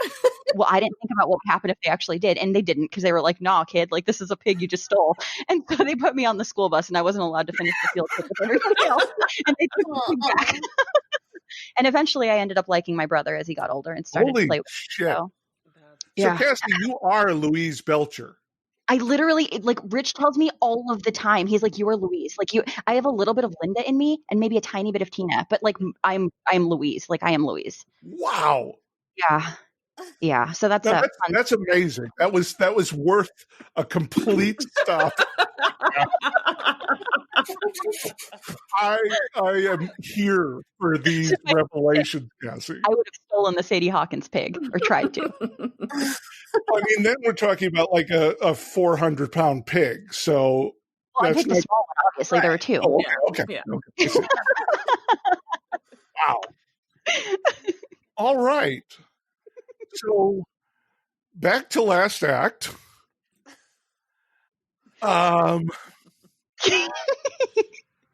So I have a few things that I didn't know where to put in my notes. Like, I find this very interesting. Melanie wanted to observe the funeral. The desire did not spring out of morbid curiosity. She believed the old adage that the villain was often drawn back to the scene of the crime, and the real scene of injustice was Rindy's lifeless body and not the stage. She had brought binoculars.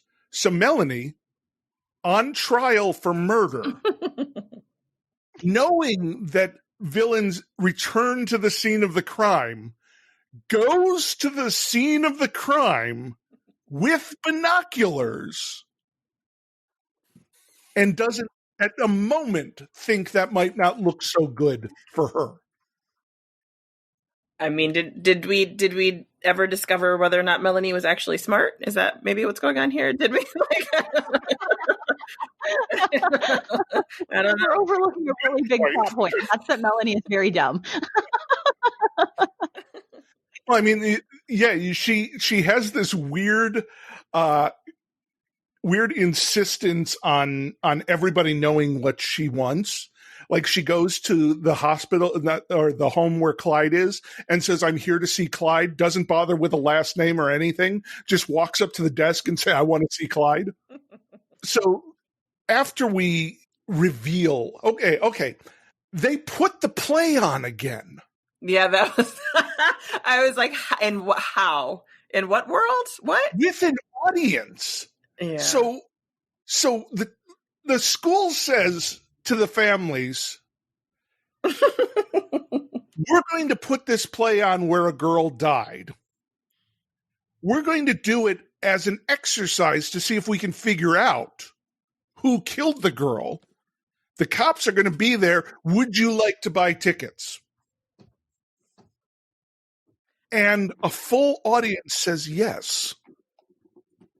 Well, I can believe them saying yes because people are morbid and they want to see some weird shit in real life even. Like, I can believe that. What I think is the most, like, unbelievable aspect of that whole thing was that Melanie is the one who, like, orchestrates it. Like, she's the one who tells the detective, this is what we have to do. And, like, what kind of detectives or captain is listening to a child? Like, what are you doing? Yeah, the relationship. Play again. The relationship between Melanie and the detective, and for that matter, and I just keep bringing up Monster because I just read it, but for that matter, the main character in Monster and the detective in Monster, it's very, no. Like, that's not how those relationships would work. But I think as well, like, when you're reading it at 8 years old, you have no idea how these relationships work, so it works. I saw the same thing. The cop just goes along with everything. Yeah. It made me roll my eyes when I was reading. I was like, really? Get out of here. We mentioned this. We were talking before the podcast about how obvious the red herrings are in this. And I mentioned that Susan specifically says, I should be at the top of your list. I approached you to be in the play. I practically twisted your arm to audition. I picked the play knowing full well there was a murder scene. I even picked Rindy to be the victim. I organized this thing from start to finish. I'm the only real suspect you have. And unlike most of the time when the villain of a Christopher Pike story says this is not the monologuing end. This is literally the middle of the book. And we distract from this by having Melanie said, but you said you didn't do it. And Susan says, yeah, I didn't. And then we believe her and move on. Yeah. Like, she literally just told us that she did it, essentially, and why she's the only person we should think did it. Yeah, Melanie isn't as shrewd as some of the other, female leads in these books, for sure. For sure. And, I mean, anagrams for names, maybe it's because I read Rosemary's Baby so early in life that I was already on board with that whole anagrams for names thing. So when she finally figures out the Scrabble and Stan Russell and doesn't get that it's Susan Trells, right. It's like, I mean, come on. Just come on. It's like, you're so close. Yeah. I think, this is something that interesting too, this is one of the notes that I had that I didn't know where to put it. So I'm just going to kind of piggyback on you. Yeah. But so this was 88 and we're have a whole book about someone that we think has died from a blank. We don't realize it's a woodcutter until later. Right. And I'm like, I don't know if you guys are movie people, but like, The Crow was like 6 years later. And then Brandon Lee actually did die from a blank on set. And I was sitting here and when I first was reading Last Act, I was like, was this written after that? And then I was like, no, this was written like 6 years before that. How often does this happen? Like, it's terrifying. Absolutely terrifying. I know it's happened more than a few times. Yeah. Which is why they would never let a real gun on set at school. Yeah. So I don't understand why they did. Too, because they used a real gun again when they redid it. Yeah. Yeah. Oh, yeah. Yeah, right. Like, once someone either accidentally or on purpose got shot in this play, but yeah, we'll let you stage again with another real gun with more blanks. I mean, come on. Okay. I love your frustration. It's really kind of giving me life. I'm just like, now I'm to the part in my notes where everybody is explaining things. Yeah. And I literally wrote across the page, how many explanations do we need? Like, it's like, first of all, I got it before our main characters did. But second, this is the part that really gets to me. Like, this cop actually went to these different stores that sell wad cutters with pictures of Susan and says she may have been wearing wig and makeup because she was obviously an extraordinary actress. And then literally someone at these stores remembers the girl who was in here was wearing a black top. I remember picking a hair off her shoulder. It was a blonde hair. Personal space. Yes. And come on, that's worse than, I mean, the teacher knowing the score of the test, that's one thing. But randomly some gun shop salesperson remembering picking I don't but then wasn't she like, she recognized the voice and that's what made her look harder at the picture? Yeah. It's the voice too. Who remembers any voices? Yeah, that was an interesting. And why wouldn't Susan have disguised her voice if she's going through the trouble of a wig and makeup? I mean, I just it made me physically ill to read all the explanations for how this happened. Like, we literally have a character calling the copyright office in this book to find out if a play was copyrighted. And the excuse for that too was like, oh well, my boyfriend stole it, right? So right. I just want to make sure he's not going to get sued. I was like, that's the line you came up with? Like, what? Yeah. And finding a Xeroxed copy in this bookstore. Yeah. It's like, at what point are we more skeptical? Because Melanie does note that in the play, someone is missing an arm, and in real life, someone has lost use of their legs, and notes how odd it is that these two things sort of went together. No, it's not odd. It's obvious. Or is it just me? I mean, please, everybody else. I don't know that I figured it out as early. Like, as I mentioned, I think the last time I read this book, I was literally like 10 or 12 years old. So reading it again, there were obviously things that I was like, oh, this is odd. And it kind of makes sense that this kind of matches whatever. However, the Clyde and the arms and the legs, that I didn't catch on to that. It's seemingly as early as you did. And maybe I'm just. No, it wasn't that I caught on to it, but like, she literally mentions it. The character mentions it. Right, that's true. And yeah. So, yes. It's like you're mentioning it. I never catch on to anything. I'm always the person who's like, I don't know who it's going to be. Like, I automatically blamed Heidi because that's what they wanted me to believe. I mean, I automatically blamed Jeremy, honestly, because he picked the play and I hated him. Yeah. So I thought he wrote the play. But there was never a moment where I didn't think that someone in the play was involved with the writing of it. I thought it was Mark for a second too, because I mean, they always say it's the husband and he was the love interest, So for a second I did believe it was him, but then they were like, oh, Heidi did it. I was like, okay. I love how you always know exactly what happened, and I'm like, this entire book, there was most of this book, and I was like, is Rindy even really dead? Like, is she gonna come back? Like, I did think that at one point there was like a moment where it seemed like she was still alive for some reason. Yeah, I thought there was gonna be like a twin situation or something too. I thought that too. It was when they were gonna go break down the stage. I thought for a second. Yeah, right. Yeah. It's gonna be. It's not that I know what's going on. It's just that I know Pike's quirks enough to know when he's showing us clues and when he's just sowing doubt. And his clues just felt extra obvious to me this time. I didn't necessarily know the actual what was going on because it takes like 6 pages of monologuing from Susan and then another 6 pages of various monologues from various people telling us more and more of what went on. Right. It's just way too much. Well, should we move on to the eternal enemy and really talk about our big bad? Yeah.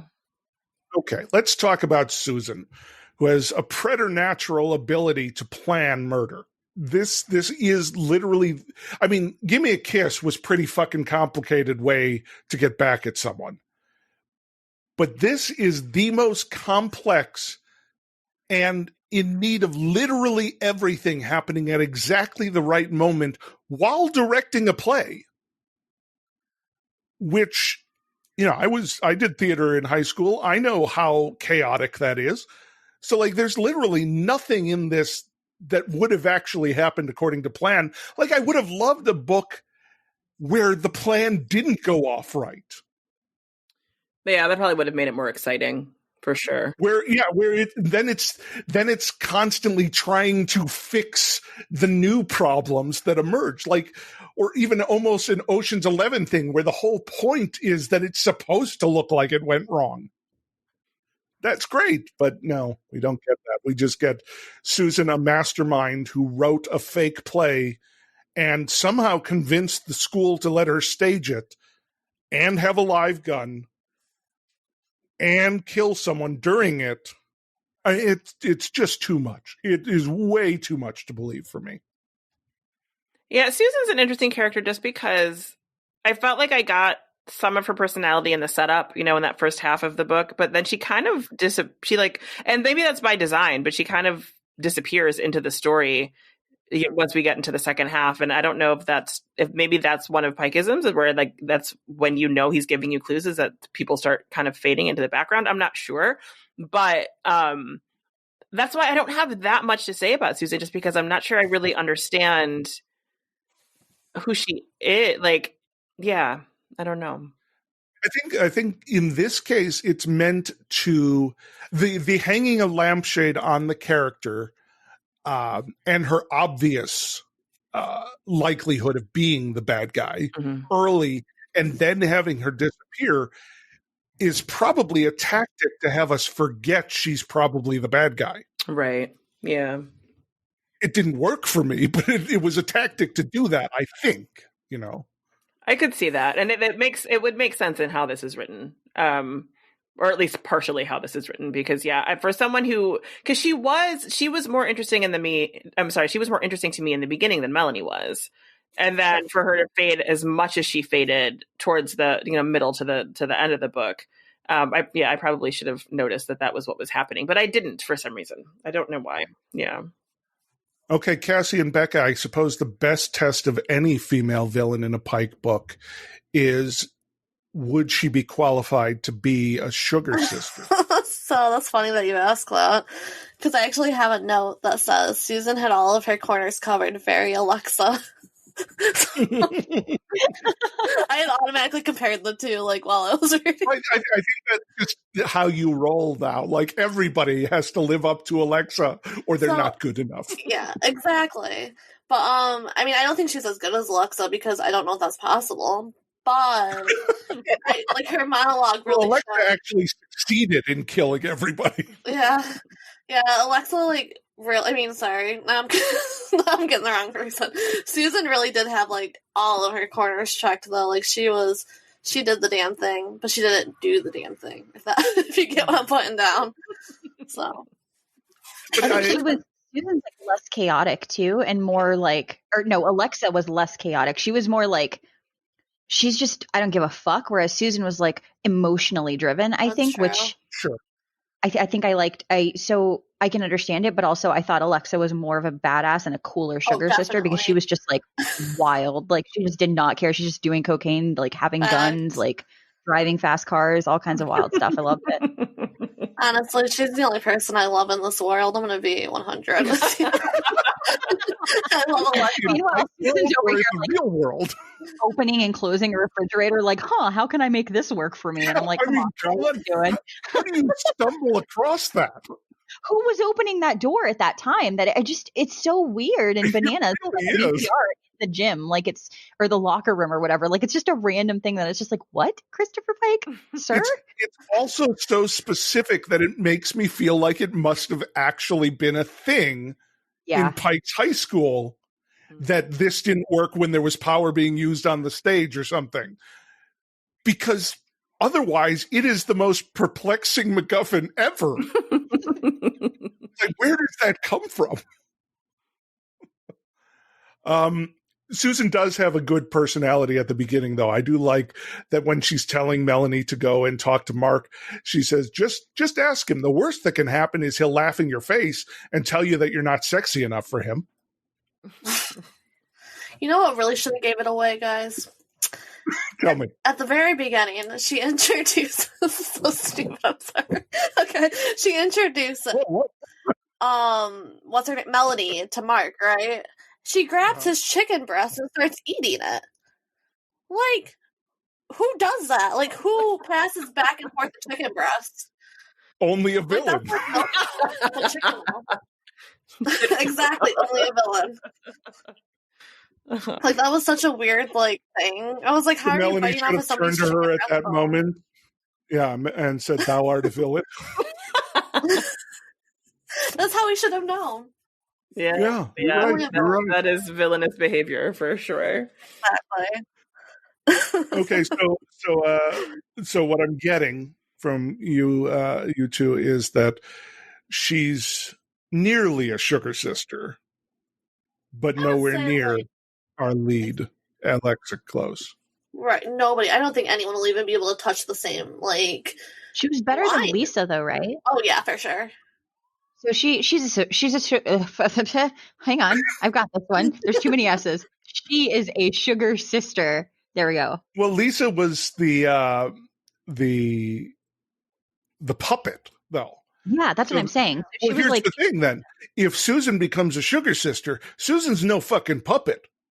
Alexa would have to shove some cocaine up her nose. And Alexa's done it before. Yes. I feel like Susan could be like the sugar cousin. Ooh.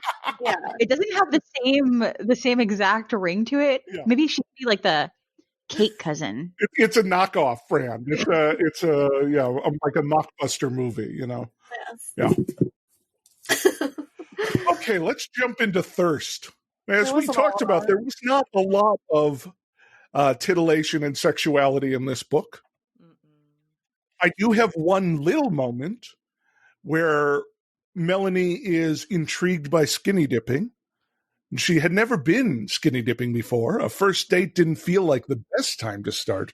But then again, if it was dark enough. That's it. That's literally all I have for sexuality. There's this one line that made me like super uncomfortable.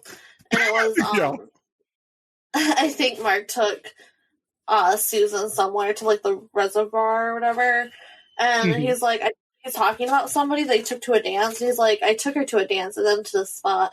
He leaned closer, and then I had my way with her, which he didn't actually have his way with her, because like later he'll say that it actually happened, but like that line really was like, I wasn't here for it. I was like, Mark, you're a fucking creep. So. Like, who puts it? I had my way with her. Like, no, thank you. Yeah, that's a good point. That's a good point. That's as sexual as I've seen in the book. I do have I felt like we needed to adapt the thirst section to include the Pike trope of the thirsty, naive idiot, which is Melanie in this book. Unfortunately, he didn't ask for her number. Why should he when Rindy Carpenter was in the book? You're not left-handed, are you? She asked. Yeah, I am, actually. He handed her a glass. Is that bad? I find it very sexy. I mean, what even is that interaction there? Why is that sexy? Why would left-handed? I mean, left-handedism is fine. Like, there's no negative about left-handed. No, it's just whatever. It's weird to consider it sexy. I'm actually going to push back on that a little bit, but because, at least in my head, and I could be wrong, but left-handedness is typically related to, in my head, creativity, and creativity to me is sexy. So it's kind of some weird, way to get there, and I highly doubt. That is a walk, Toni. I doubt that our character had the same thought, but when I read that, I was like, left-handed. Maybe he's a painter. That's sexy. You know what I mean? Like, that's kind of where I was. Especially with Mark, who is portrayed as bland but handsome. Right. Maybe he had some hidden. If he had some hidden, painterly vibes or something. Yeah, who knows? Does anyone have any other titillation, sexuality, or the new Aaron, the thirsty, naive idiot? No, I was not. There was very little. Yeah. Disappointing. Talking about thirsty, though, I would like to say that this kind of went with like the character part, but I forgot to say it. But like when Melanie, she gets jealous of like Rindy or something, and she's always like, "Hey, like, did you guys ever date, or did you guys ever go out?" It's like, bitch, first of all, it is none of your business. You just showed up. So that was annoying. I feel that a lot in some of his female leads, that he is not exactly understanding the whole female desire side. Is that an accurate thing? Maybe, yeah. I feel like he might. I don't know. I feel like he might understand or have an idea of the desire part, but I don't think he knows how actual girls, like, as teenagers would function and respond, because. And like that's popped up in a lot of the other ones too, because it's just like I would never, and I know I'm not the end all be all, of course, but like I've known a lot of, like, I have friends, like we would never have been so confident or been so, cocky or been so about some things at some of those ages. So that's another one that I'm just like, I don't know if this is like super believable. Like I get that she wants these things. I don't super get that she would, like, I don't know, go out of her way to think it or say it or anything like that. Maybe it's the back-to-back this with Give Me a Kiss. Where it was the same kind of thirstiness, the same, like, desperate, like, oh my God, he's thinking of someone else, Yeah, that's what I was gonna say. Like for me, like jealousy in teenage girls can be super, super real, like extremely jealous. And so that whole kind of like thirstiness of like, oh my God, is he talking to someone else? Like, why isn't he talking to her? Like, blah, blah, blah, blah, blah, blah. Like that to me does ring a bell as kind of honest for teenage girls. But, again, as Cassie said, I'm by no means the end all be all of all teenage girls, but I'm remembering myself. I agree with that. Yeah. I just feel like, and I would feel that and I would want to know, but I don't know that I would ask. Like, would you do you think you would have gone out of your way to ask when you were like 15, like that, to ask the guy? No, I would know. I would ask everyone around the guy. Right? Exactly. Yeah. That's what I think. There's a small discrepancy with Christopher Pike, his girl characters, and that, like, there's this almost a shame that I think young girls carry in a lot of different aspects of themselves socially that isn't fully captured with his portrayal of young girls in the books. That makes total sense. Yeah, I agree with that. Shall we move into Die Softly, where we talk about moralizing and problematic elements in the writing and plot? Yeah. Let's do it. I didn't find any moralizing in this book, but there wasn't a lot of sex. Right. I have one moralized. So this is the only thing. I don't even have it highlighted because I just have the little sticky tab in it. So my only moralizing type of thing was this quote: Rindy wasn't as well liked as Clyde. Everyone thought she was stuck up, which was a bunch of crap. She was just quiet, or rather, she was just too pretty, too rich, too lucky to have Clyde as a boyfriend. The girls envied her and the guys resented her because they couldn't have her. She couldn't win. It's weird how no one was jealous of Clyde. People are weird. And I thought that was like a really good, because it's true. Like the girls are always the ones judged. The guys are never. Like the guy can sleep with like a million girls and girl sleeps with like 5 guys. And she's like, oh, like she's a whore. She's a slut and like all these terrible things. And it's like, why? Like it's a double standard that I didn't like, or that I don't like, in the world. And I liked that it was in the book. I don't know if I would have picked up on that as a kid. It does make me wish Rindy was more of the book, because she seems like a far more interesting character than most of the people we spend the book with. Agreed.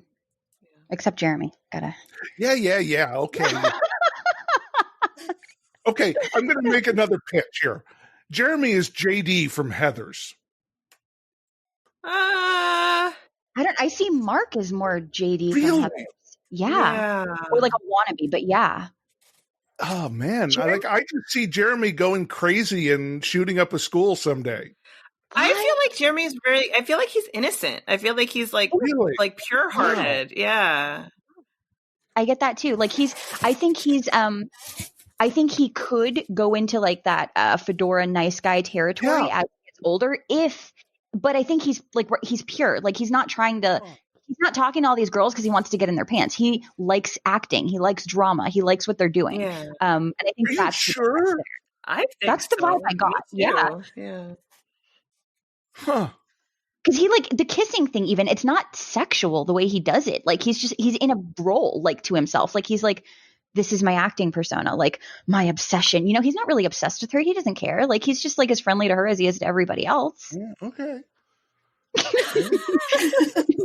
sorry. I keep bringing him up. I'm sorry. No. I mean, it like I totally get where you're coming from. And honestly, I'm not sure why I reacted so negatively to that character.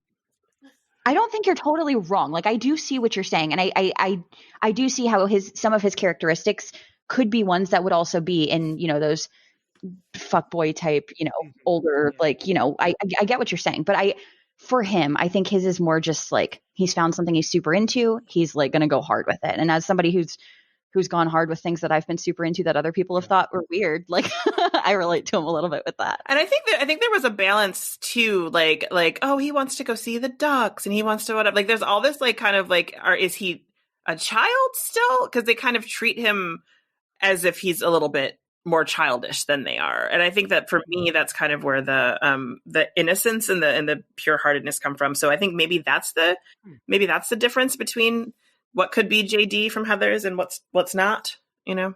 Yeah. He's very whimsical too to me. Like I feel like he's the chocolate factory guy, Willy Wonka. Willy Wonka.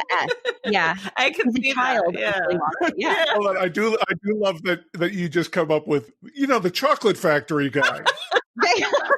I'm about the chocolate. What can I say?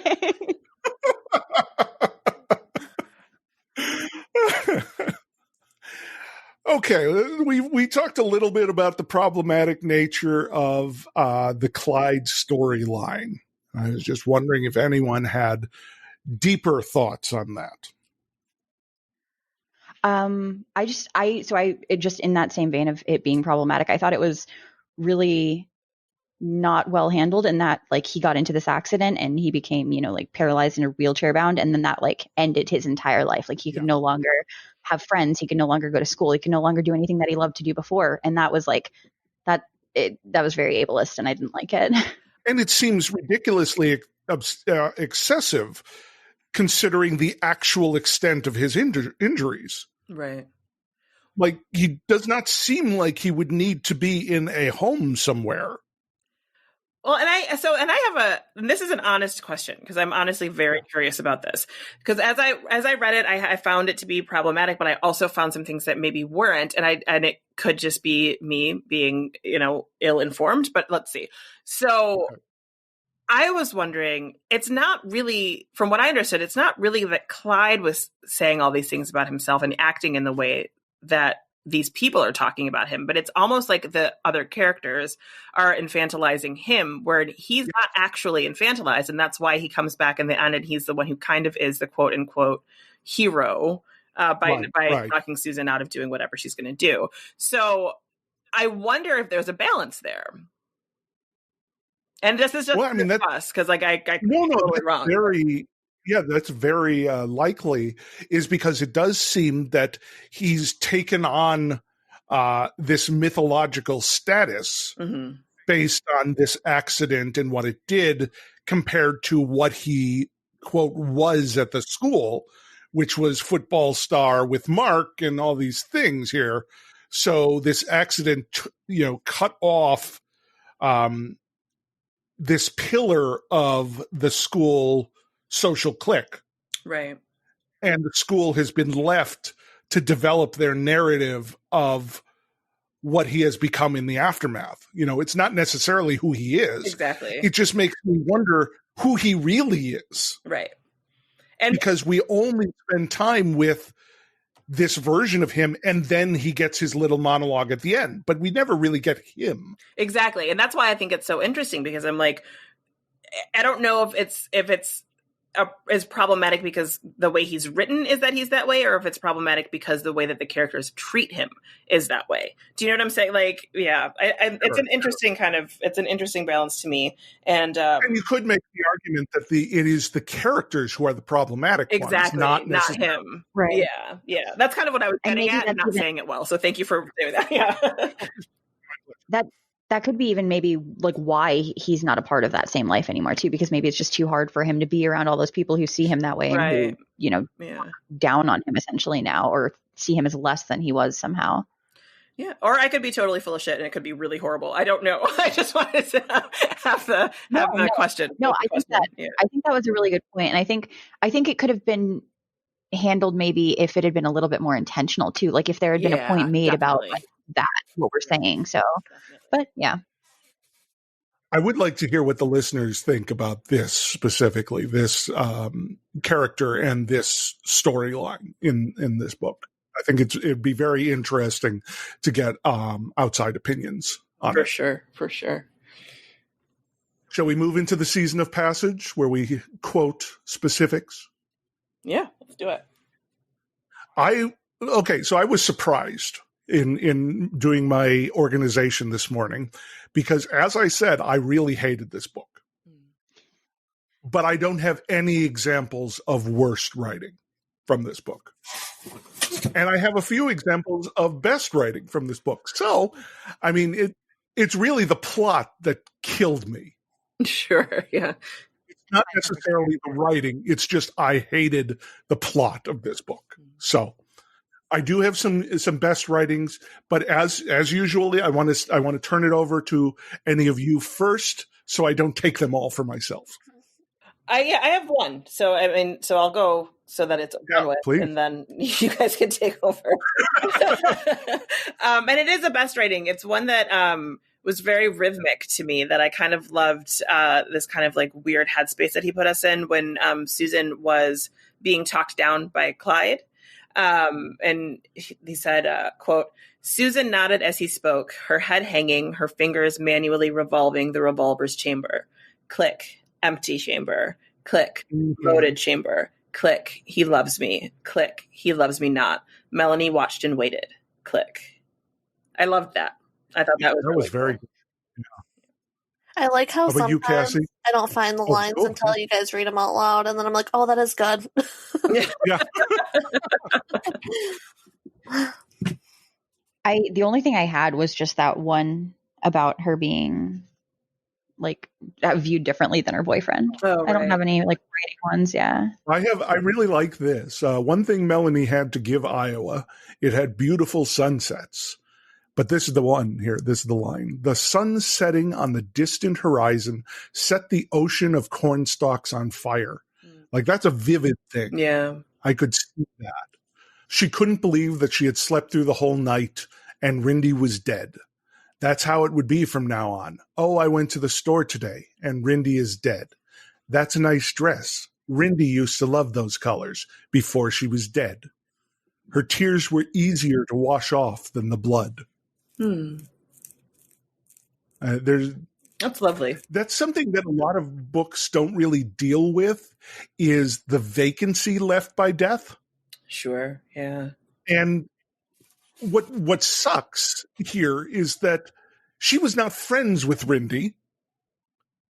So the only reason she's doing this is because of guilt. It would have been so much richer had she actually hated Rindy at the beginning, then grown to like her, and then killed her. Sure, yeah. You know? Guilt is a wicked thing. Once it gets into you, it's harder to get rid of than a cancer. And then this is from The Dream, which I get a little antsy when Pike goes into his dream space, because sometimes it just becomes this, 30 pages of no actual narrative. But the walls in this basement were strange. When stared at, they began to blur and fade as if they weren't really there at all. Paradoxically, the colors did not vanish when she closed her eyes. They appeared to move right into her head. Yeah, it's gorgeous. It's funny. I was actually talking to a friend of mine before doing this podcast, and I have, this is going to make me sound like a crazy person, so just go with me. But I actually have astral traveled before, not purposefully. It's just happened once or twice when I've been asleep.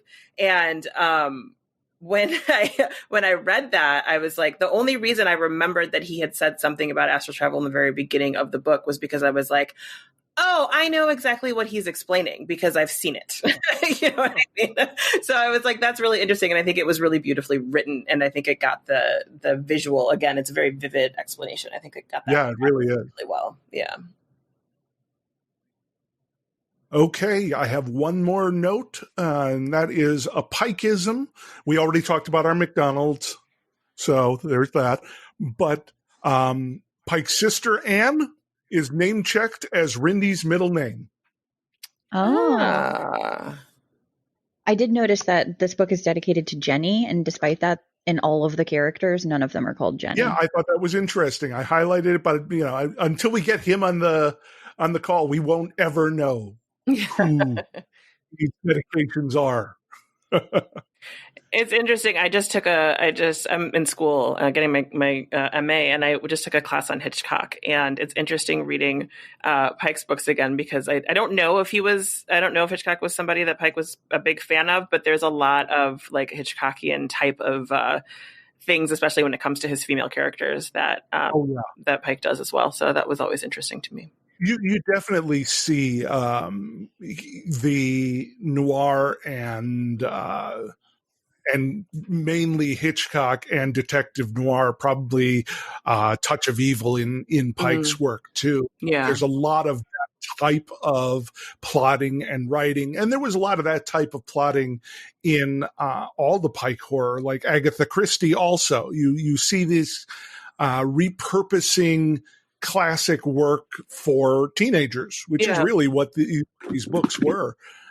And what I think, we always ask the question of what makes you still think about Pike is I think he took these ideas and made them unique, not just repackaging the stories. Right. Yeah, I would agree with that. So, Toni, you get to go first. Final thoughts and rating out of 5 Pikes. So this is not one of my favorites. I don't think that I will ever have a bad score for any Pike book, just because from nostalgia perspective, like they're just part of who I am.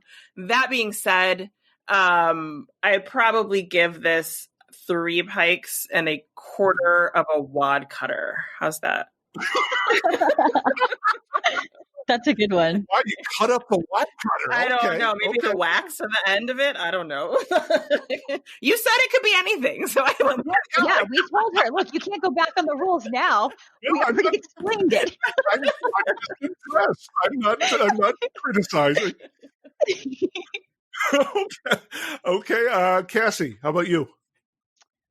So actually, like Toni, I can't give them bad ratings, because even parts of them I'm like, this is a Pike book, I like that, that said, this is also not one of my favorites, and other than the cover and the back of the book, there's not much inside besides Jeremy that I liked. So what I'm gonna do is I'm gonna give this one 2 Pikes, and then I'm gonna give it half of a duck left at a canned food truck.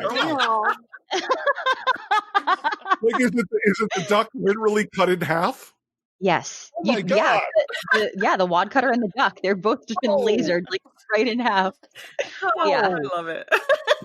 Okay. Becca. Okay, so I have no half ducks in my rating. Okay, good. That might be a lot. I'm giving it 1 sugar. Unless you have the other half of Cassie's duck. Oh, no. And just to be clear, no ducks were harmed in my rating. Okay. I have one sugar cousin holding a smoking gun. One smoking gun for 2 pikes. Okay. I have no opinion on the book. It's fine. It was very whatever to me. 2 hours later, I have no opinion. That's everything I said. There's nothing that really stuck out. So. Okay, well, I'm going to come down strong. This is a 1 piker for me. And Jeremy's severed head is stuck on that. This is getting violent. You killed the character. I killed him. Poor, pure-hearted Jeremy. Poor Jeremy. Too sad. Toni? Yes. Toni, I really want to say that I appreciate you being on the show because I really like to see your perspective as a Black woman. Like, the fact that you're throwing that in, I really appreciate it. Oh, yeah, for sure. Thanks for saying that.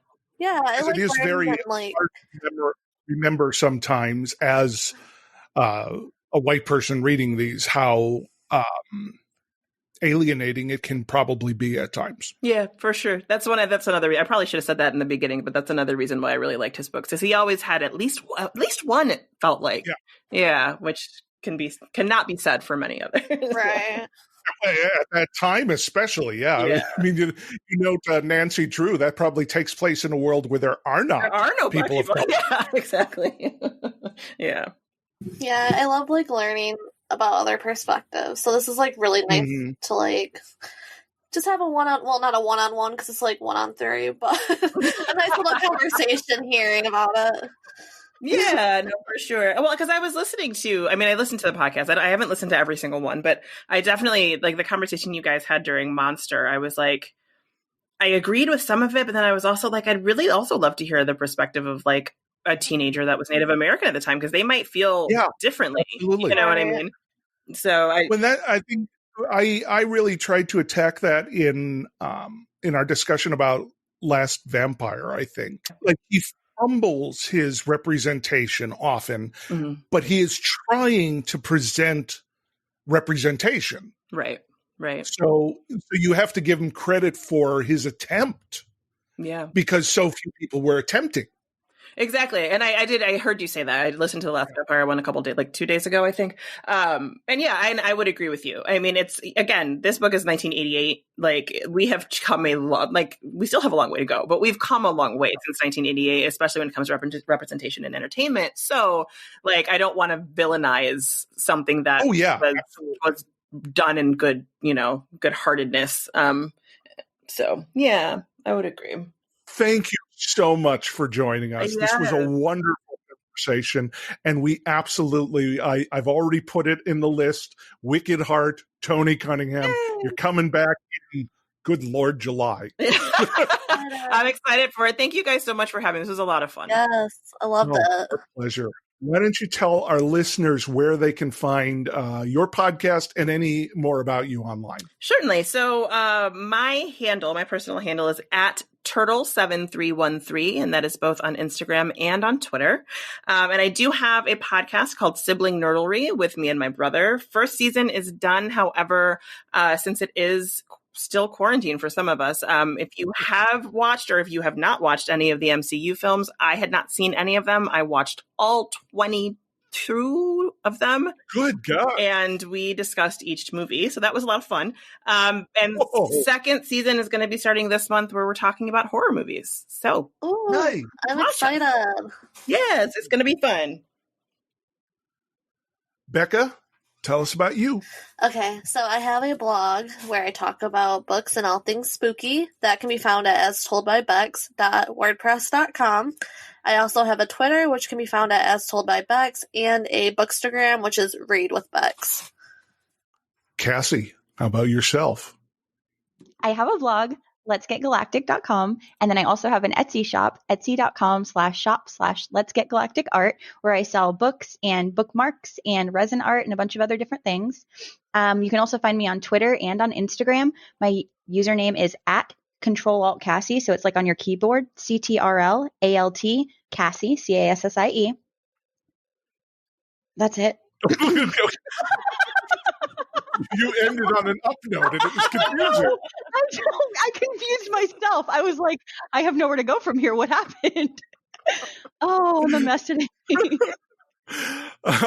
You can find me across social media at Cooper S. Beckett. I just started an art account on Instagram and Twitter. It's at Beckett Arts on Instagram and Twitter.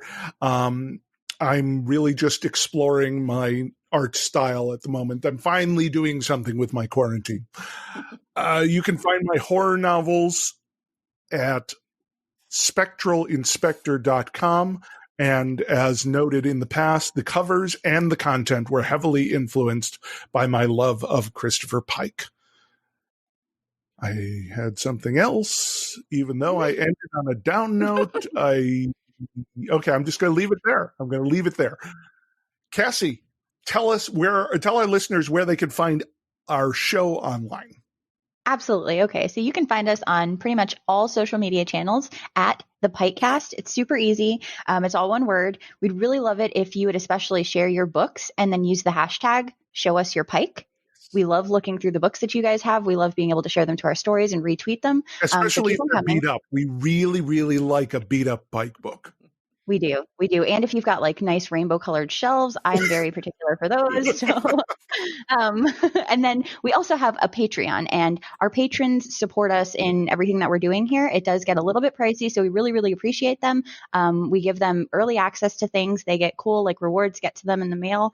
And then they also get to be part of our Discord community, which is really fun. And we get to like talk to each other and have like fun little discussions, even about stuff that's not just Christopher Pike. So you should definitely join and hang out with us. Thank you, Cassie. Mm-hmm. And I want to make a note because I feel like I've been very negative tonight. Christopher Pike specifically said he'd listen to this episode. And if you have, Mr. Pike, I'm sorry. And we love you. We love you. Even if I didn't like this book. The next episode is going to be one of my favorite books that he's ever done. So please come back to the rest of our episodes and listen. Well, that is the homework for next time. And it's Fall into Darkness. So pick up your copy and we will see you in 2 weeks on the PikeCast. Woo!